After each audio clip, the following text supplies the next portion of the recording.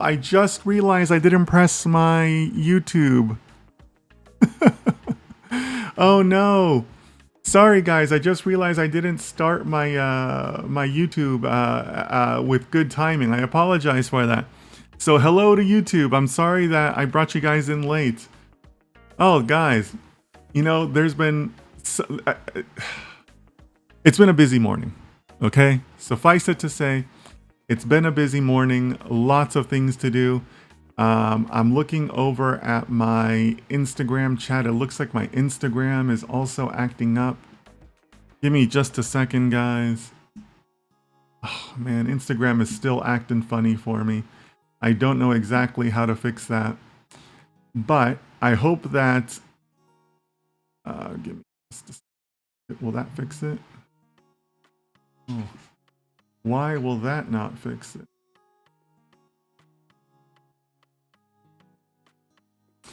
Somebody give me some feedback if I'm still live on Instagram.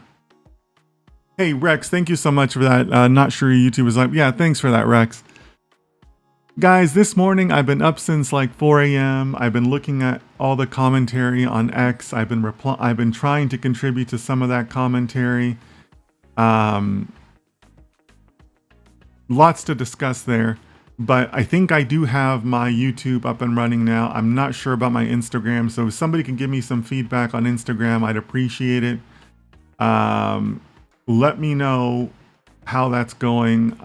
I've lost my view into that, which is super annoying. If I need to restart the Instagram, let me know. But yeah, it seems like a lot of things have happened in the last 24 hours. So if you haven't kept up with those changes, I certainly encourage you to do that. You know, it's part of being a data professional. Part of being a data professional is keeping up with the industry, keeping up with the developments that are happening. But more importantly, I think it also helps you make your own determination on what trends you want to follow. Yeah, Rex says, I don't see live on Insta. Thank you, Rex. I'm sorry, guys. Give me just a second here. I think I'm going to have to restart my Instagram, which is... I don't know why Instagram has been acting up recently. Give me just a second, team. Sorry about that. And again, sorry for my YouTube people. I feel like I should be better than that. You guys would think that this is my first time streaming or something, huh? Give me just a second. I'm gonna restart Instagram.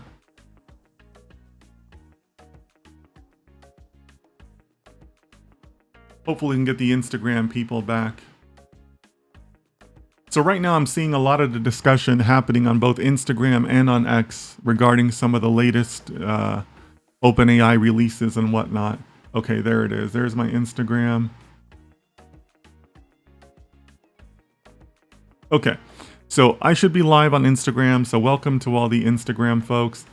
Let me double check to make sure I'm live on everything else. Yep, it looks like I am live on X also. Sorry about that, folks. A lot of things happening this morning. All right. So again, if you're joining us late, we always invite you to introduce yourself. Let us know your city, state, province, country. Right now, it is more important than ever to start working on your skills, on your presentation, your communication. Thank you, Rex. Yep, I see you over on Instagram. Thanks so much, buddy. Right now is the time for you to keep on developing those skills.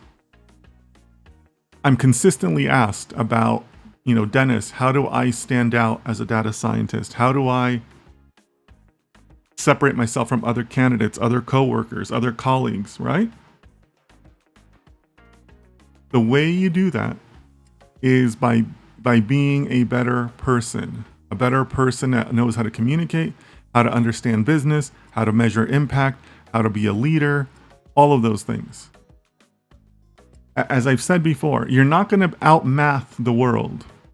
I mean, did you win the Nobel Prize? And why are you trying to be the best math person in the world? Why are you trying to be the best coder in the world? That's dumb, right? That's a fool's errand, as they say, right? That's not, and that becomes even more so true when you think about the latest developments that we're seeing in AI, right? And even before yesterday, right? I mean, they're still very good at writing code, even before that, right? If you've attended my Sunday classes, we've been using the 4.0 version, which has been great for us. And according to yesterday's scores, 4.0 isn't all that great, but it's been good enough, right? So don't compete on that. Every coding task that you want is already possible, right? I've been telling you guys that even before yesterday. What you want is you want to work on yourself, work on your ideas, your marketing, your product management, your project management, your people skills, how to win friends and influence people, all that stuff, your leadership, right? Your ability to talk to people at their level of, where they're at, not where you're at, but where they're at, right? These things are all super important, even more so now, right? Even more so now, it's really important to have those skills, that outlook, that positivity, that ability to understand what the available tools are, and what it means to your business, to your client, to your department, wherever it is that you're working at the time, right? Those are so critical now, so critical. They've always been critical in my view. I mean, for those of you that have been here before, you know that I've talked about this stuff before. But if you were to look at social media today, it seems like the rest of the world is finally waking up to those realities, right? Because it really is, people are finally starting to see the power of these tools, the power of what generative AI can actually do, right? So that's kind of like my opening note, my general thoughts after spending some time last night and this morning looking at the releases from OpenAI, looking at the pulse of how people are reacting to it. Some things have been interesting, some things have been extremely disappointing. I've been extremely disappointed by a variety of things out there. Some things, I've resurfaced from my own feeds, from my own old videos, because I've been saying this for a long time. Some of the thoughts that I'm seeing expressed right now, I saw 2 years ago when ChatGPT was first released. I remember being in awe when ChatGPT first came around, right? And I say that because I'm also a practitioner of data science, right? So I understand how these models will progress quickly, right? The amazement of what OpenAI did with ChatGPT even 2 years ago is not that they did it, it's how fast it will grow, right? That's the real amazement. Models grow quickly, right? Models learn quickly. You don't always know that unless you've deployed a couple models, right? You have to have done some stuff in order to realize that, right? So that's really one of my biggest takeaways from this morning, is that people are finally starting to get it. And when I say people, I'm talking about some of these so-called AI thought leaders, or these AI specialists, that tell you in their bio, and they want to sell you some course, or they want to sell you some advisory service where they can tell you what AI means. Well, they don't know what AI means for themselves, right? So it's an interesting time. I'm going to stop there, get off my soapbox because I think that there's a lot of different biases that maybe I don't want to inject into the conversation, at least not yet. But I'm here for you. I'm here for any questions that you guys might have, any discussion that you wanna do around these topics. I think they're really important topics, really interesting topics. So let me know what you guys feel. Let me know what you guys want to do. Let me close out my extraneous chat windows. Okay. So like I said, I'm here for you guys. Let me know what you'd like to discuss. Or it could be a very short discussion. Who knows? Maybe it's a little too early. Maybe some people are still taking it in. You know, some parts of the world are still kind of taking in the information, right? A lot of the information from OpenAI came out a little bit late-ish yesterday, right? So you guys let me know where you guys want to go in terms of the conversation. But yeah, I think it's interesting times. So looking at my chats, Rex, my good friend from New York City, thanks so much, Rex. Appreciate your feedback on helping figure out what's going on with my feeds. Nafiz over on Instagram, I see you. Let us know where you're from, okay? We always ask people to introduce themselves. Meta, welcome. I think it's your first time.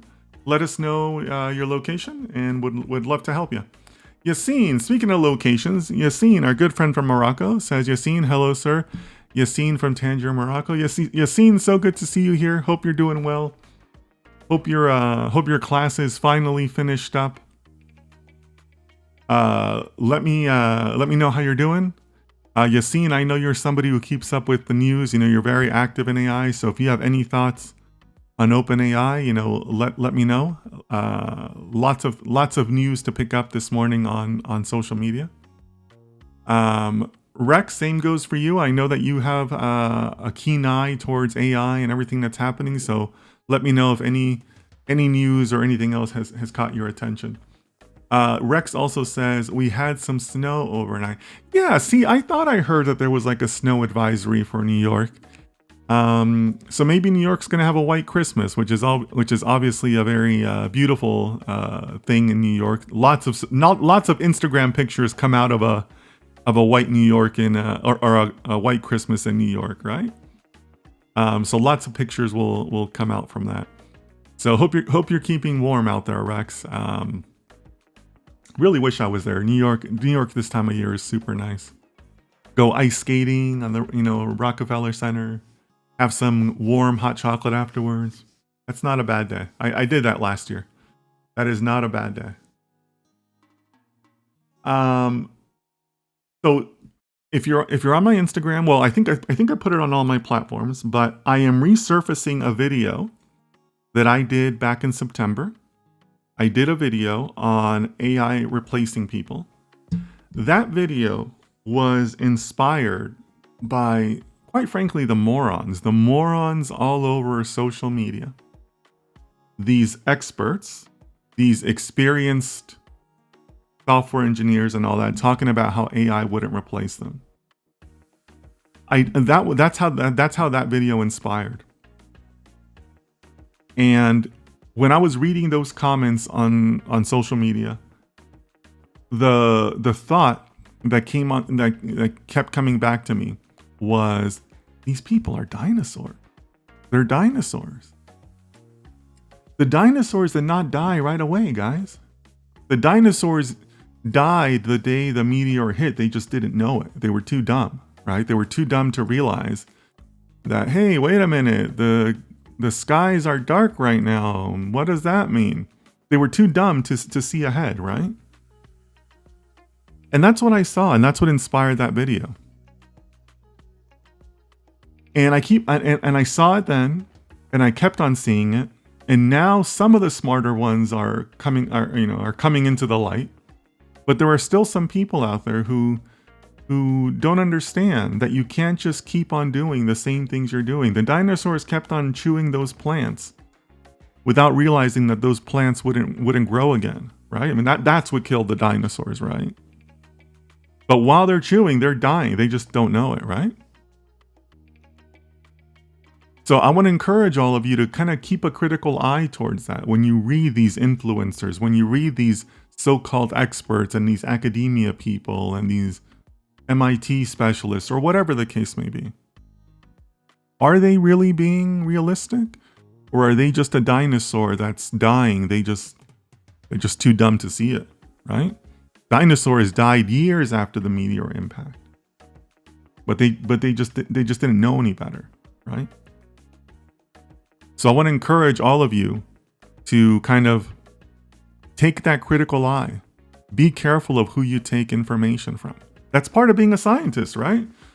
Just because you're a scientist and you want to be unbiased and you want to be open to information doesn't mean you have to believe everyone. It means that you have to apply your own critical thinking skills and say, okay, yeah, I read this, and here's the conclusion that I draw. Here's my conclusion as my own independent thinking, in my own independent analysis, right? Michael says, season's greetings, Sir Dennis and everyone. Michael, thank you so much for saying season's greetings. That's very nice. You know, that's funny, Michael, because the other day I was out for my walk and I came across someone and they said Merry Christmas. And I thought, you know, that's weird. That's weird for somebody to say that so early in the year. And then I looked at my calendar and I was like, wait a minute, Christmas is just next week. That's not a rare thing to say at all. That person was right. I was the weirdo, right? Because I didn't realize. But yes, you're right, Michael. Season's greetings to you too. We are definitely in that season. Denelson says, good morning, Dennis. Hope everyone is having a good start to their weekend. Sorry about the tardiness. Rough work day yesterday. Oh no, Denelson. Sorry to hear that. If there's anything we can help you with, let me know. Okay? But yeah, glad to have you here, Denelson. Okay, so Yassine wants to talk about the developments, and I do too. So Yassine says, I saw the new Model 03. I don't know whether to be scared or excited. That thing is very powerful. Yassine, I like the way you put that. I think that you are presenting an accurate view of how a lot of people are feeling this morning, right? I think a lot of people would share that same sentiment, right? Because that's it can be scary. It can be scaring. It can be intimidating. It can also be exciting. And yes, you're right. It's very powerful, right? It's very powerful. If you look at the scores and the scales that they have shown, they have even beaten themselves, right? When you look at the comparisons to the 4.0 or, you know, their existing tools, I mean, they have beaten their own scores by a large margin, right? So personally, I am excited, Yassine, because I see their power. I see their power. I see their benefit. Very excited from a data scientist perspective. But I'm also cautious. I'm also scared. You know, scared is a better word. And I think there's reasons to be scared on two fronts. One, what does it mean for people's jobs? And when I say jobs, I'm talking about not just entire companies, but I'm talking entire industries, right? Entire industries will be affected. I am not a fan of universal basic income, but I have heard universal basic income floated around as some of the AI initiatives out there, and I kind of see it. I kind of see how AI would kind of need to result in some sort of universal basic income. There's going to be a lot of people affected, right? So I'm kind of concerned for that. That's the first part that kind of makes me scared. The second part that makes me scared is, what does this mean on a global basis? When you think beyond companies and industries, you start thinking about regions and countries. What does this mean for countries that are going to have AI efforts versus not having AI efforts? There's entire countries out there that have no AI research or AI development or integrations or investments going on, right? They don't have the people, they don't have the data centers, they don't have whatever, right? Whatever it is that they need. Governmental support, electrical infrastructure, right? What does that mean? What does that look like?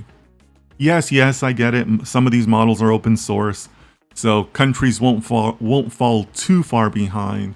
But will they fall behind? Yeah, maybe. Right? So that's kind of a little bit of a meta view that I'm taking. What does it mean for developing nations that don't have AI infrastructure or AI knowledge? Future kind of gets a little scary, right? Like, it's not just haves and have-nots, right? As much as I hate that term, it's not just haves and have-nots. It's that those gaps will become exponentially bigger, not just now, but in the years ahead as AI grows. Those gaps are going to be growing at an exponential rate, not a linear rate, right? So that worries me. What does that mean for the future of the world, right? Like in the scariest scenarios in my mind, and maybe it gets more scary, but to me, in the scariest scenarios, I know that in other countries, nationalizing certain companies is a common thing, but in the US, we don't do that. We don't have nationalized companies. But I could see how somebody would want to make that argument of, hey, maybe we need to nationalize OpenAI. Maybe OpenAI shouldn't be able to export its tools. Right? Maybe OpenAI needs to be a US only company. How scary is that, right? So those are the things that I need that worry me, right? So I'm excited. I'm happy I get to live in these times. I am embarrassed for the influencers and academics and all those idiots on social media who just don't know any better. I mean, they're dinosaurs. But at the same time, I'm fearful. I'm fearful for people's jobs, people's entire industries, and I'm fearful for the countries that are going to fall behind. Right? Countries are literally in danger of falling behind. So I think that's a concern. Yassine says, I totally agree. We are exactly at the start of a very big revolution, a game-changing one. Yeah, absolutely, Yassine. Absolutely. And, people tend to be very narcissistic, very local. So when you tell that to somebody, they're going to say, yeah, my job's going to change, or I'm going to be a prompt specialist. But I see that this having so many more like meta implications, right?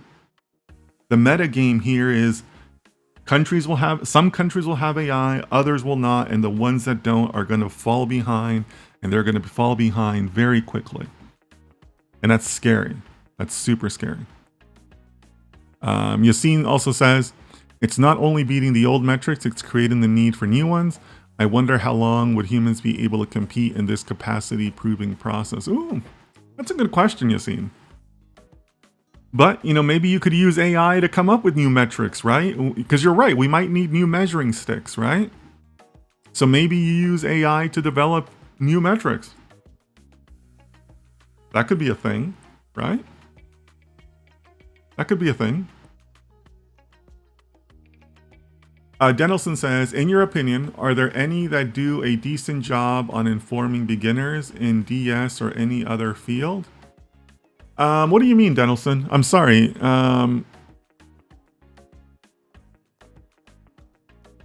That do a decent job on informing beginners. Are there any what? Are there any influencers?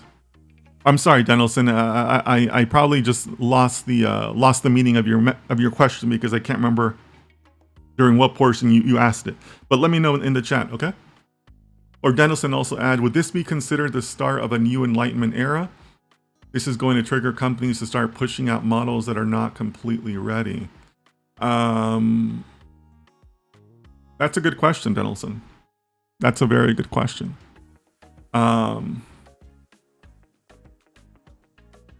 So, yes, I think it will cause that, Denelson, but that's not always a good thing, right? So, Denelson, my first answer to you is yes, they will be pushing out models maybe that aren't ready, but they're better than humans, right?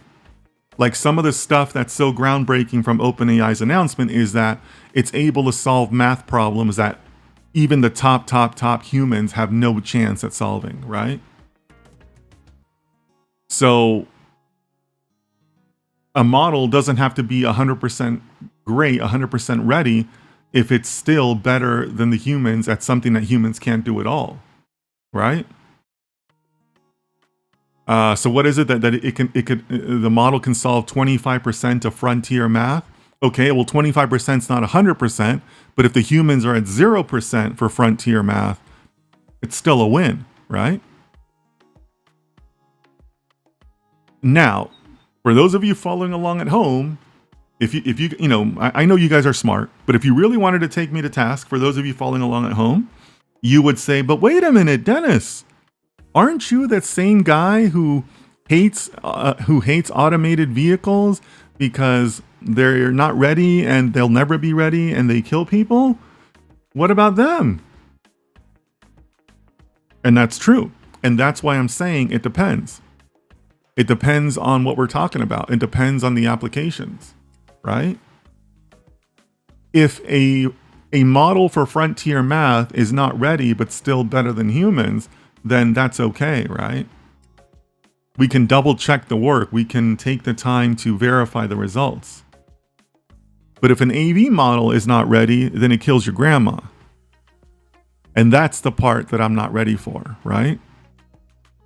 That I don't think anyone is ready for, that we shouldn't be ready for. I'm okay with an algorithm making mistakes. I'm not okay with those mistakes reaching out and touching somebody. We get mistakes in algorithms now. You don't like every movie recommendation that Netflix gives you, right? But you don't die because of that. You're just inconvenienced. Or we can have an advanced algorithm that makes a mistake, has a hallucination, but we can find the hallucination and we can say, oh, silly algorithm, right? And just kind of move on. But you can't just move on when an AV algorithm mistake kills your grandma. Right? Yassine says, but self-driving cars are not even better than humans. Well, Yassine, it depends on who you ask. Those spineless people at Waymo are publishing a report that says that they are better than humans, right? Tesla would probably tell you the same thing. I don't think they have an official report like that, but their marketing stuff and their social media stuff, I think, does say that. But they'll tell you that they're better than humans, right? So, and I bring that up, Yassine, because I think that's important to realize that, because that's how they get the regulatory approvals from the governments and the agencies that need to approve that, right? They basically lie with those statistics. So they are better according to, their own greatness and their own minds. But even so, Yassine, I still think that they'd have to be perfect, not better, right? The person who loses their grandma is still going to be affected, no matter, how close the algorithms are. Close is not good enough when it comes to that, right? Hey, Kunal, welcome. We always ask people to introduce themselves. Let us know your city, state, province, country, okay? And then we're happy to help you, okay? So yeah, Yassine, I'm on board with your general view, but that's not Waymo's view, those tricky little bastards, right? So you got to be careful of that. Denelson says, would you be okay with incomplete models that deal with agriculture or construction? It depends. It depends on the application, right? There's a lot of applications in agriculture and construction, right? So you have to be a little bit more specific there, Denelson, right? Like, you'd have to tell me a little bit more about that. Like, what are we talking about?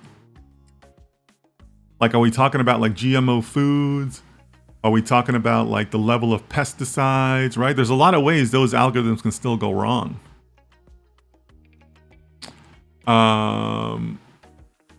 Denelson says, does this mean you draw the line at any models that are for fields that deal more with the physical world?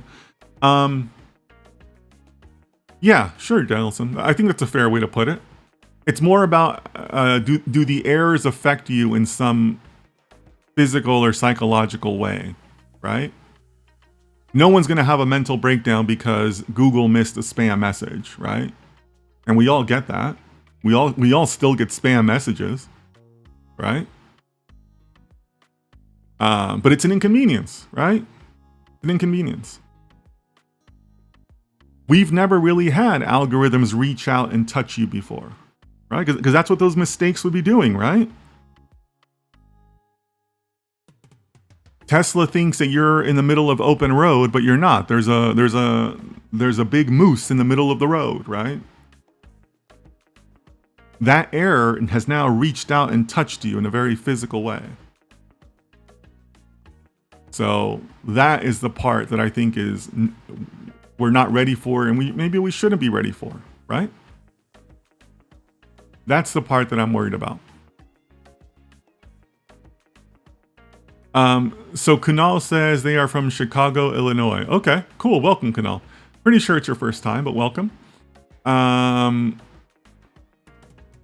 So Kunal, I see your question. I'm going to come back to it because I want to keep going on this AI thread, but I promise you I will come back to your question and remind me if I don't. Yassine says, if I might to the subject, sir, but to me, if they are better than human, it's a valid deal. I agree that if someone loses someone dear, we'll disagree. But even with human, bad things will happen. If they are better than the human, the amount of total harm would just be less in general. Not always, Yassine. Not always. Because you're assuming that the deaths or these physical parts will happen in the same way that they happen now. But what if they don't? What if your grandma dies because the AV drove off a cliff? It had bad mapping and it chose a bad speed for a turn and it drove off a cliff. Would a human do that? Probably not, right? A human wouldn't rely on mapping, right? A human would have a better interpretation of the speed signs and a better combination of the speed sign plus what they can see in the road, and they would have slowed down.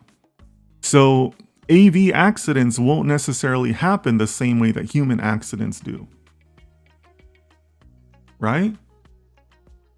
Or what? Just a couple weeks ago, there was the Tesla that crashed. Right? It crashed. I think it was in New York, and I think it was three young people were in it.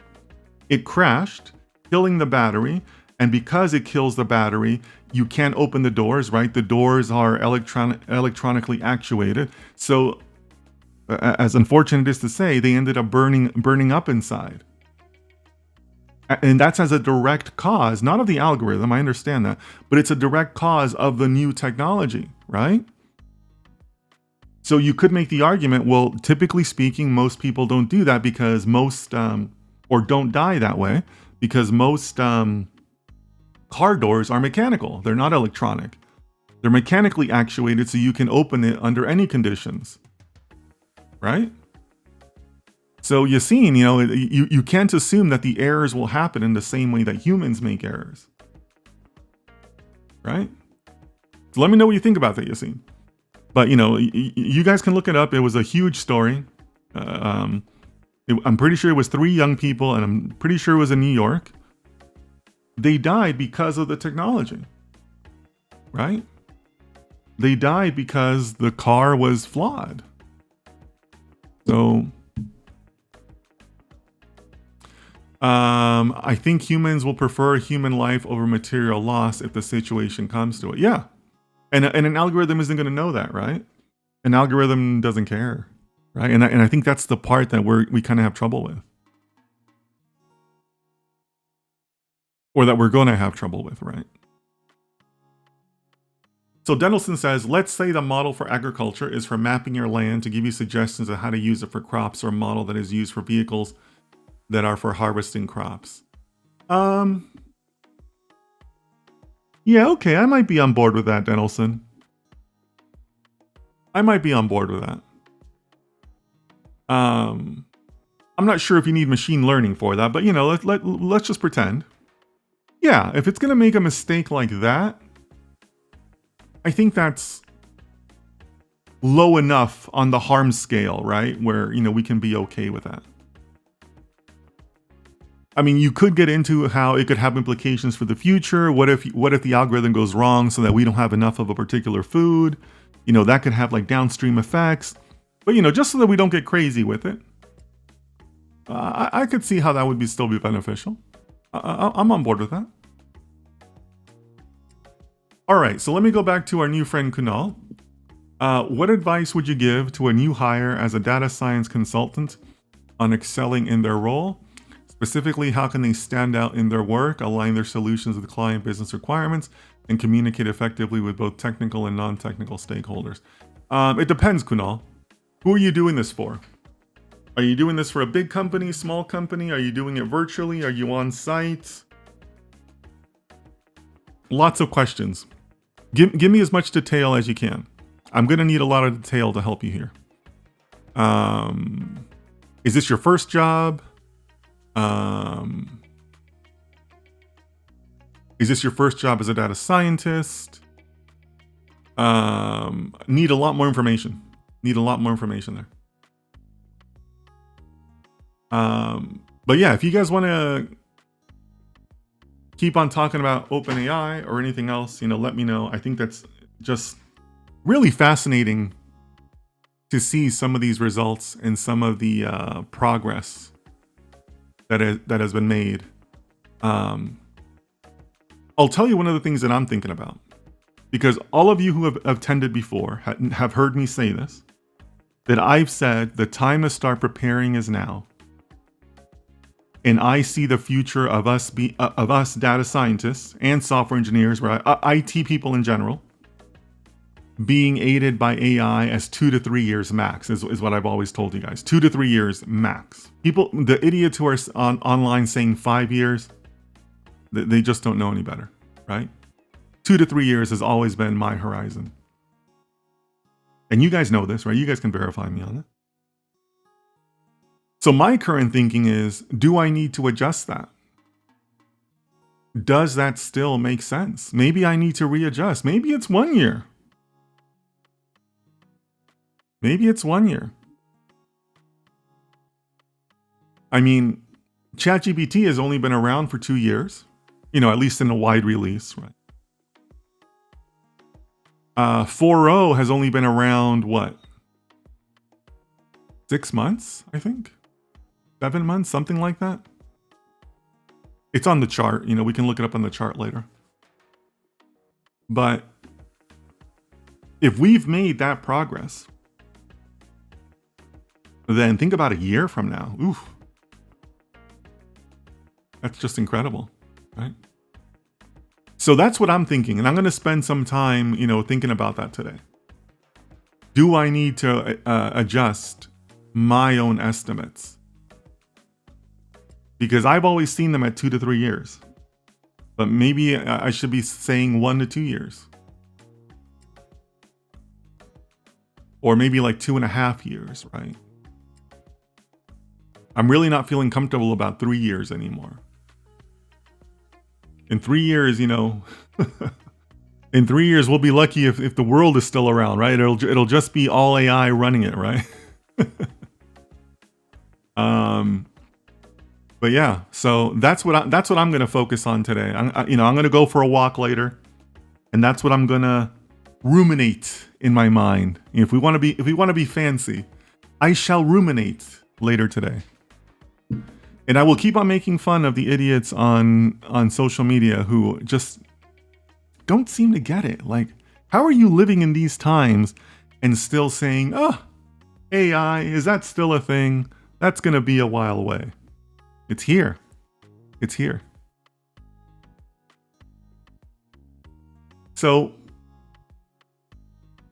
again, if you're just joining us, you're welcome to let us know your city, state, province, country. I'm open to your questions.